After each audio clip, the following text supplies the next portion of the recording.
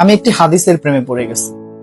হাদিসটা হচ্ছে ঠিক এমন যে যখন বান্দা একটি ঘরে কান্না শুরু করে এবং তখন আল্লাহর ফেরেশতারা বলে যে আল্লাহ তোমার এই বান্দাটা কি জন্য কষ্ট পাচ্ছে, এবং ফেরেশতারা আল্লাহর কাছে কান্নাকাটি করে বলে যে তার মনের ব্যথাকে তুমি আল্লাহ কমিয়ে দাও। তখন আল্লাহ তাআলা বলেন যে আমার বান্দা এমন কোনো কিছুর মায়া পড়েছিল বা ভালোবেসেছিল যা আমার চাইতে সে বেশি ওই জিনিসটার প্রতি ভালোবেসে ফেলেছিল।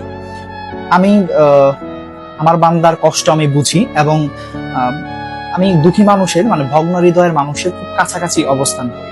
কত দূর? এক হাত দূরে আল্লাহ তাআলা অবস্থান করেন। হ্যাঁ? এবং আরেকটা কথা হচ্ছে ফেরেশতারা তখন বলতে থাকে আল্লাহ তুমি চাইলেই কি সেই বান্দার সেই অভাবগুলো তুমি পূরণ করতে পারো না? তখন আল্লাহ তাআলা বলেন যে আমি ওয়াদা করতেছি আমার বান্দা যে জিনিসটা তার জীবন থেকে হারিয়েছে তার চাইতে অধিক উত্তম জিনিস আমি তাকে দিব, যা দেখে পৃথিবীর মানুষ বিস্মিত হবে।